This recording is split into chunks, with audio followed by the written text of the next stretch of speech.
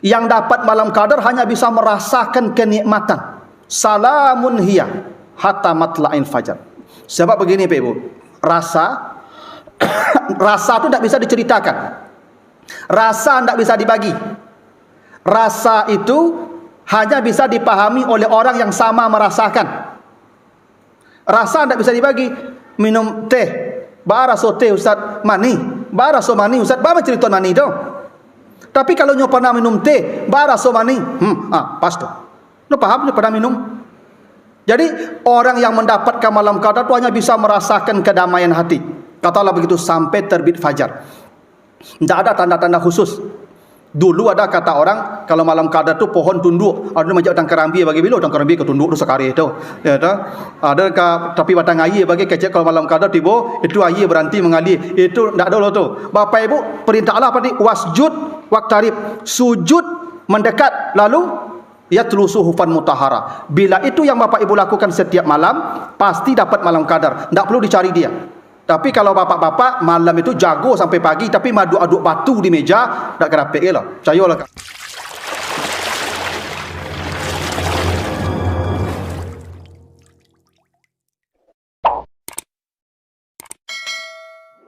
Salat Isya dan Tarawih yang dimuliakan Allah. Kembali kita bersyukur pada Allah atas segala karunia-Nya. Salawat dan salam untuk Nabi kita Muhammad sallallahu alaihi wasallam.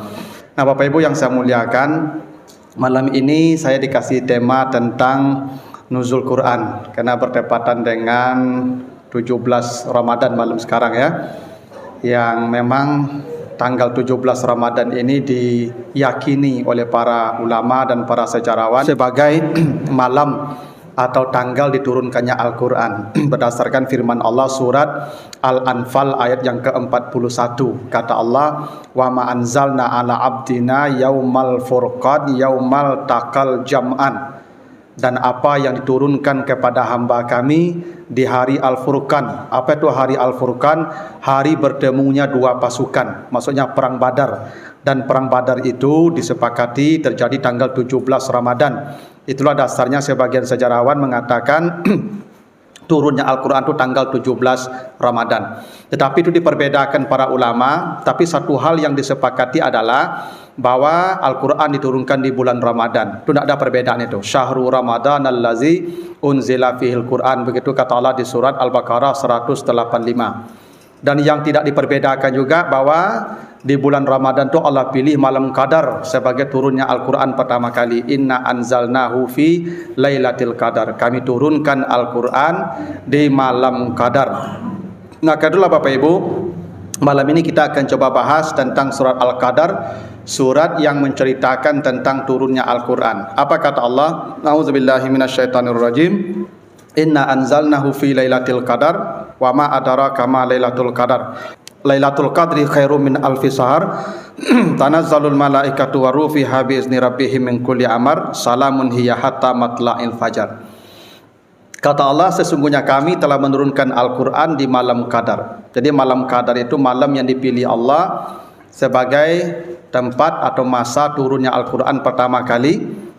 Yang karena itulah malam qadar disebut malam yang diberkahi. Itu nanti disebutkan di surat Ad-Dukhan ayat 3 dan 4. Kata Allah, inna anzalnahu fi lailatin mubarakah.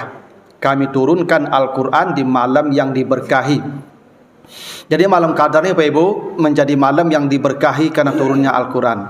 Berkah itu Pak Ibu dari kata barakah. Arti barakah itu nilainya besar walaupun zatnya kecil. Kira-kira begitu. Barakah itu begini, Bapak Ibu punya nasi satu piring. Biasanya kita makan sendiri siapa? Kenyang. Sekarang nasi sepiring makan bertiga. Kenyangnya sama. Kita kenyang, yang berdua lagi juga kenyang. Itu nasinya barakah. Sedikit manfaatnya besar, nilainya besar. Ada orang makan lasa cambuang surang Bapak Ibu ya. Ndak yo kenyang lasa cambuang kan banyak tuh Bapak Ibu. Cuma ndak barakah nama tuh. Banyak tapi manfaatnya kecil. Ada orang punya gaji 10 juta. Pusiang tauri kapalo pe botik basobok jawab pusiang panjang saya. Gaji kadang tu. Ada orang gaji 3 juta tapi cukup, tak pernah mengecek pusiang, kebutuhan cukup, bisa bersedekah, bisa nabung naik haji dan umrah. Itu barakah. Jadi barakah itu artinya nilainya besar. Malam qadar kata Allah lailatun mubarakah. malam yang diberkahi. Kenapa malam yang diberkahi? Khairun min alfi syahr. Bila Bapak Ibu beribadah di malam itu, maka nilai ibadah itu melebihi 1000 bulan. Kalau Bapak Ibu baca Quran misalnya, satu ayat saja, pas di malam qadar itu, maka nilai Al-Quran yang satu ayat dibaca itu lebih baik dari 85 tahun Bapak Ibu membaca Quran non-stop. Itu kenapa malam qadar disebut malam yang diberkahi. Ada hal yang menarik begini Bapak Ibu. Surat Al-Qadar ini yang disebutkanlah sebagai malam terbaik, malam yang penuh berkah, itu diceritakan di surat Al-Qadar. Sebelum surat Al-Qadar ini ada surat Al-Alaq, setelahnya ada surat Al-Bayyinah. Dalam ilmu Al-Quran Bapak Ibu, ada sebuah kajian tentang munasabah, namanya korelasi. Jadi antara ayat dan ayat itu ada keterhubungan, ada munasabah, ada korelasi antara surat dan surat juga begitu. Karena itulah Al-Quran itu tidak disusun berdasarkan masa turunnya. Surat Al-Alaq itu wahyu yang pertama, tapi diletakkan Allah di bagian akhir. Al-Baqarah, Ali Imran, An-Nisa, Al-Maidah itu wahyu-wahyu terakhir, tapi taruh di awal. Karena memang itu wahyu dari Allah, tauqifi namanya, yang Nabi hanya mengikuti perintah Allah dan sahabat mengikuti perintah Nabi. Tapi ada rahasia bahwa antara ayat dan ayat, antara ada surat dan surat itu ada keterhubungan, namanya munasabah. Mari kita lihat apa hubungan surah Al-Alaq dengan surah Al-Qadar dan surah Al-Bayyinah. Begini, surat Al-Qadar itu berada setelah surat Al-Alaq. Jadi Al-Qadar itu 97, Al-Alaq 96. Di penutup surat Al-Alaq, Ibu Bapak kalau baca ayat terakhirnya surat Al-Alaq itu, surat yang ayat yang ke-19, apa kata Allah? Kalla la tuti'hu wasjud waqtarib. Bersujudlah dan mendekatlah kepada Allah. Baru inna anzalnahu fi lailatul qadar. Apa maknanya itu? Bapak Ibu kalau ingin menanti malam qadar, maka bersujudlah dan mendekatlah kepada Allah. Mustahil malam qadar diperoleh orang yang tak bersujud. Kalau dia tidak bersujud di malam itu, tidak akan dapat malam qadar. Kenapa? Malam qadar didahului dengan sujud, wasjud waqtarib. Itu kenapa kata Nabi dalam hadis sahih, man shallal isya'a fi jama'atin faqad adrakaha. Siapa yang salat isya berjamaah pasti dapat malam qadar. Siapa yang salat isya berjamaah, berjamaah itu syaratnya, isya sendiri tidak. Kenapa? Kalau isya saja itu namanya kewajiban, belum waqtarib. Dia dua, wasjud waqtarib. Sujudnya salat isya, waqtaribnya berjamaah. Karena mendekat kepada Allah itu bukan dengan yang wajib, dengan yang sunat. Orang mendekat kepada Allah tidak dengan amal wajib, tapi dengan amal sunat. Yang wajib salat isyanya, yang sunat berjamaahnya. Maka kalau Bapak Ibu setiap malam berjamaah isya, tidak usah tarawih, tidak usah witir, pasti dapat malam qadar. Pasti dapat.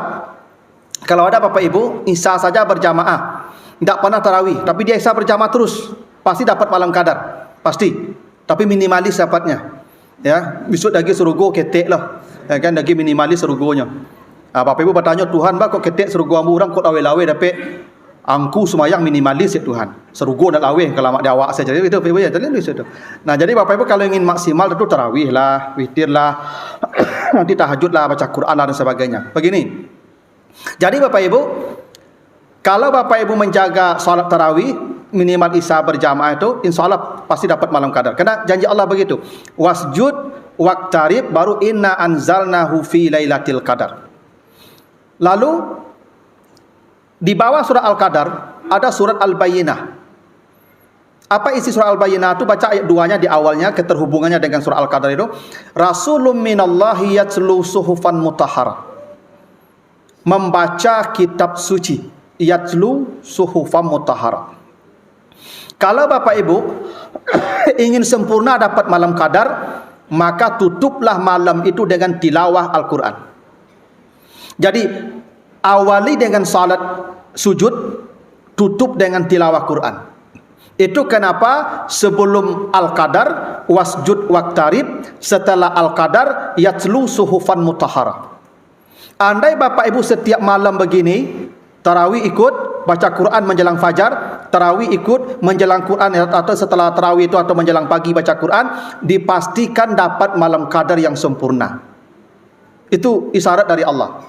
Dan itu hebatnya Bapak Ibu ya, apa keterhubungan antara surat dan surat, antara ayat dan ayat. Ada isyarat yang hebat lagi, kata Nabi begini, kalau engkau mencari malam qadar, taharu lailatul qadar fi lailatil asril awakhir min Ramadan.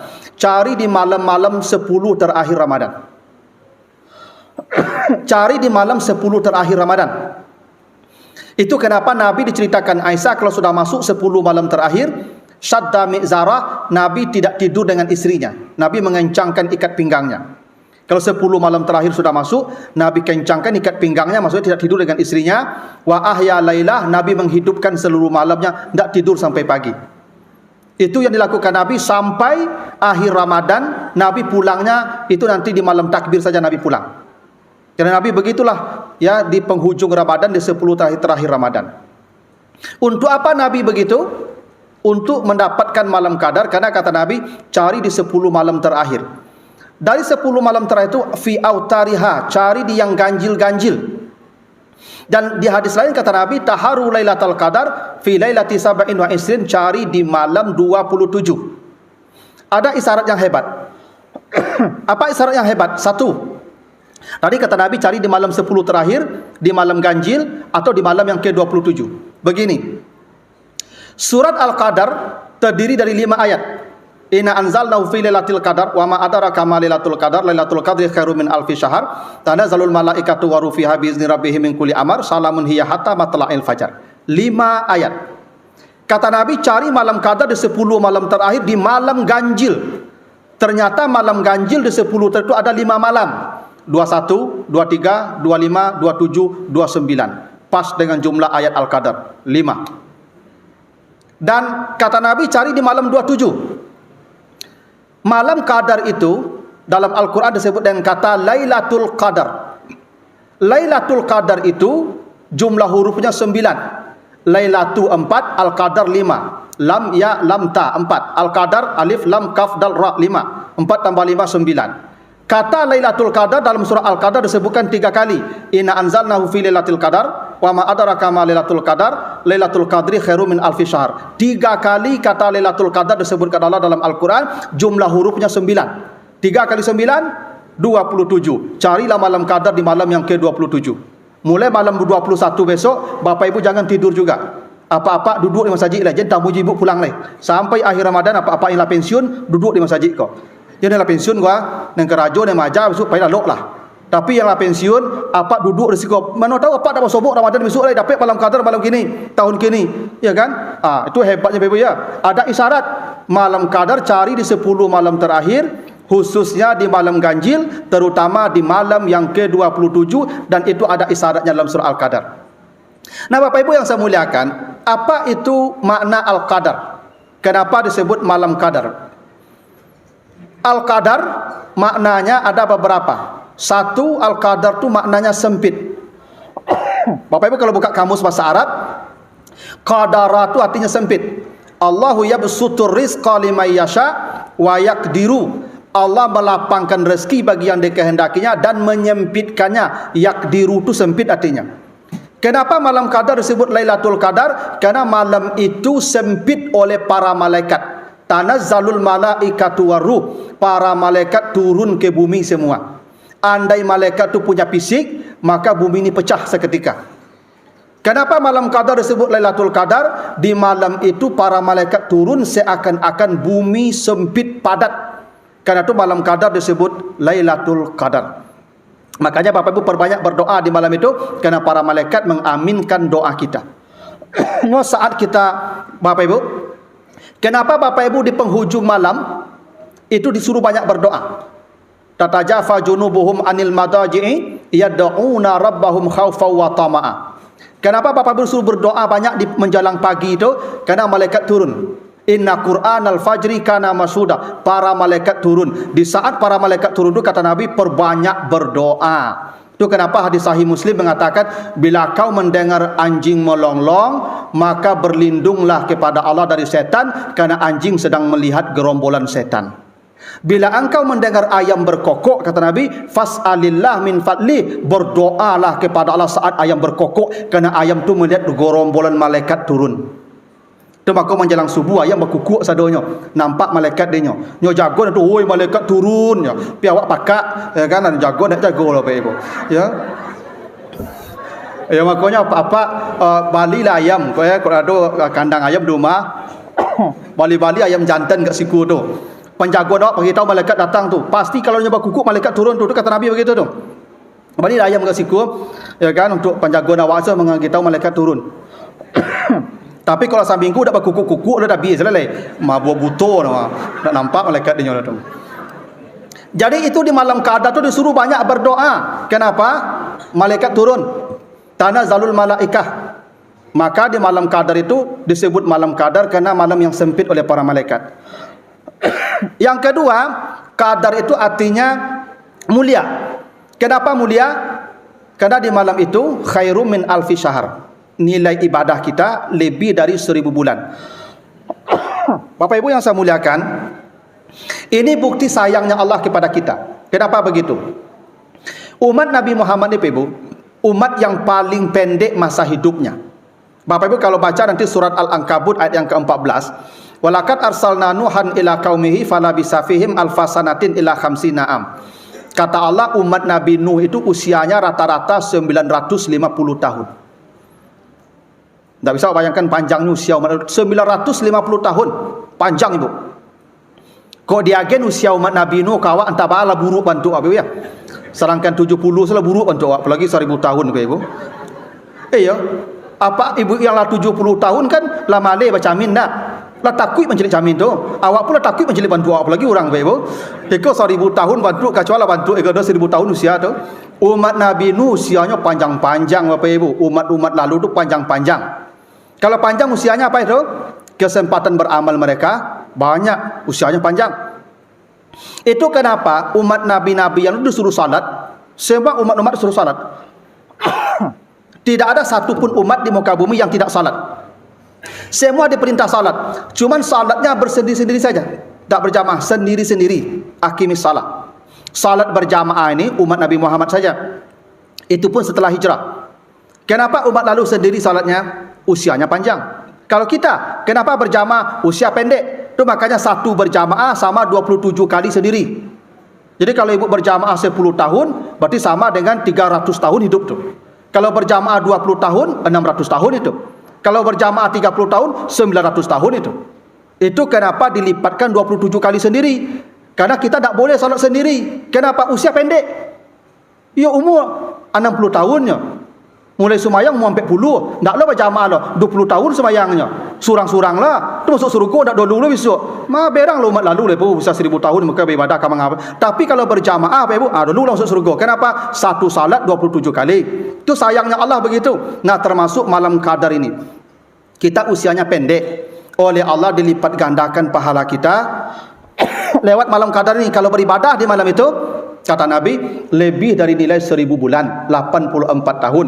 Itu kenapa dia disebut Lailatul Qadar, mulia artinya. Kenapa dia mulia? Karena punya kelebihan. Orang kalau berlebih pasti mulia. Orang mulia tu kena berlebih. Kalau tak berlebih tak dimuliakan, tu percayalah kamu. Inilah. Kalau Ustaz Abdul Samad datang kamari bersambut nak? Ya, sambut ya. Kalau ambo tiba? Oh, tiba-tiba lah pulang-pulang lah tak tahu. Bakau Ustaz Abdul Samad bersambut, "Jo berlebih." Lembunya berlebih dari ambo. Kau sama lembu ambo je sambut ambo tu mak. Kelebihan tu biar mulia apa ibu? Semakin banyak lah biar semakin mulia apa kedua percayalah kamu. Malam qadar tu punya kelebihan. Apa kelebihan malam qadar? Lebih baik dari 1000 bulan. Kenapa tak mulia itu? Maka malam qadar disebut Lailatul Qadar karena qadar tu artinya mulia. Yang ketiga, qadar itu artinya ketetapan takdir. Allazi qaddara fahada, takdir. Kenapa malam qadar disebut Lailatul Qadar? Karena kata Allah fiha yufraku kullu amrin hakim. Nanti baca di surah Ad-Dukhan ayat keempat. Di malam itu Allah tetapkan urusan makhluk setahun ke depan. Apa yang akan terjadi pada kita setahun ke depan Bapak Ibu, Allah rancang di malam qadar itu. Makanya kata Allah, min kulli amar, malaikat turun untuk merancang kehidupan makhluk, urusan makhluk. Itu kenapa di malam qadar itu Bapak Ibu disuruh berdoa banyak-banyak, karena Allah sedang merancang hidup kita, ajukan proposal kita. Itu caranya itu. Berdoa sebanyak-banyaknya begini Bapak Ibu. Qada tidak bisa diubah, tapi takdir bisa diubah. Ibu bapak dicatatkan Allah di langit dapat rezeki 1 miliar. Sejak di alam rahim dulu sudah dicatatkan tak akan berubah. Jumlah rezeki tak akan berubah, 1 miliar akan datang semua tu. Betapapun orang menghalangi, pasti datang yang 1 miliar itu. Tapi kemanfaatannya, keberkahannya itu bisa berubah. Yang 1 miliar ini ibu gunakan untuk maksiat, takdir. Yang 1 miliar ini untuk kebaikan, takdir. Makanya katalah allazi qaddara fahada, yang mentakdirkan sesuatu dan memberi jalan untuk mencapai takdirnya. Gini, ibu bapak kalau ibu-ibu kalau menanam bunga, disiram, dia lagi pupuk, hijau bunga itu, takdirnya itu. Tidak disiram, tidak lagi pupuk, mati, takdirnya mati itu. Takdir itu kita yang merancang. Kalau qada, Allah mutlak. Keputusan azali itu milik Allah. Tapi rinciannya kita punya wewenang untuk mengubah. Itu kenapa kata Nabi, siapa yang ingin dilapangkan rezekinya, dipanjangkan umurnya, itu kan? Dipanjangkan umur itu bukan berarti dipanjangkan masa hidup, dipanjangkan kemanfaatan usia. Ada orang sampai 10 tahun usianya, tapi seperti orang hidup 1000 tahun manfaatnya. Ada orang hidup 100 tahun, tidak ada manfaatnya satupun. Maka kemanfaatan itu kita bisa mengubahnya, dan itu takdir. Makanya wa nafsi wa ma sawwaha fa alhamaha fujuraha wa taqwaha qad aflaha man zakkaha wa qad khaba man dassaha. Ibu masuk surga masuk neraka itu pilihan. Kita dihisap karena pilihan kita. Kita diberi kewenangan, diberi potensi masuk surga, diberi kekuatan masuk neraka. Kemana mau diarahkan? Takdir kita di situ. Karena itu Bapak Ibu, ibu suami ibu si fulan itu qada, keputusan azali, tidak diubah. Tapi ibu dapat suami baik atau tidak baik, di tangan ibu dia jadi baik, takdir. Di tangan ibu dia jadi buruk, takdir. Yang si fulan tidak bisa diubah. Oleh karena itu kita disuruh berdoa, karena doa itu akan mengubah ketentuan Allah, namanya qadar. Makanya di malam-malam Ramadan kau berdoa ibu apa sebanyak-banyaknya. Berdoa, doa, minta apa yang kau tuju minta. Pinta saya. Yang ingin menantu, minta menantu. Ya kan? Minta kau jale-jale ibu. Ya Allah, kirim menantu ya Allah. Tinggi, gagah, ya kan? Kayo, PNS, ya kan? Saleh, rajin ke masjid, bajanggui, ya kan? Itu.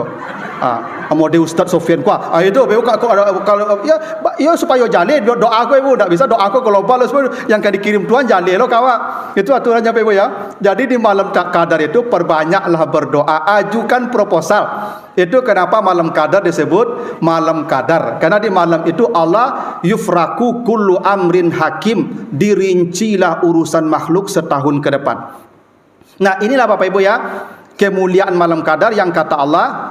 Apa ciri-ciri orang dapat malam qadar?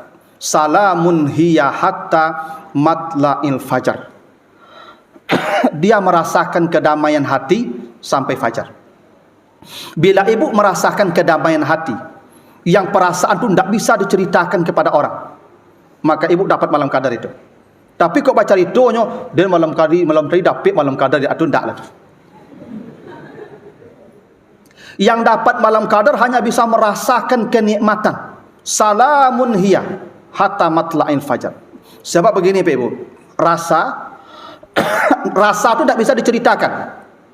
Rasa tidak bisa dibagi. Rasa itu hanya bisa dipahami oleh orang yang sama merasakan. Rasa tidak bisa dibagi. Minum teh, baraso teh Ustaz, mani, baraso mani Ustaz, apa cerita mani itu? Tapi kalau nyo pernah minum teh, baraso mani, pas tu. Nyo paham nyo pernah minum. Jadi orang yang mendapatkan malam qadar itu hanya bisa merasakan kedamaian hati. Kata Allah begitu sampai terbit fajar. Tidak ada tanda-tanda khusus. Dulu ada kata orang kalau malam qadar tu pohon tunduk. Ada macam utang kerambi bagi bila utang kerambi ke tunduk tu sekali itu. Ya dah. Ada tapi batang air bagi kecek kalau malam qadar tiba itu air berhenti mengalir. Itu tidak ada lo tu. Bapak Ibu perintah Allah tadi wasjud waqtarib, sujud mendekat lalu yatlu suhufan mutahhara. Bila itu yang Bapak Ibu lakukan setiap malam, pasti dapat malam qadar. Tak perlu dicari dia. Tapi kalau bapak-bapak malam itu jago sampai pagi tapi madu aduk batu di meja, tak kena PE lah. Percayalah kamu. Yang mendapat malam qadar tu wasjud waqtarib yatlu suhufan mutahhara. Nah, inilah Bapak Ibu ya.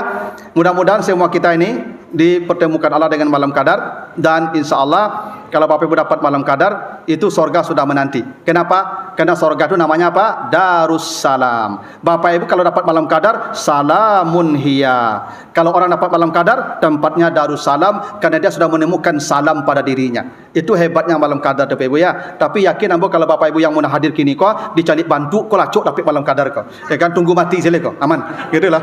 Nah, begitulah Bapak Ibu yang mudah-mudahan ada manfaatnya. Lebih kurang mohon maaf. Subhanakallahumma wa bihamdika asyhadu an la ilaha illa anta astaghfiruka wa atubu ilaika. Assalamualaikum warahmatullahi wabarakatuh.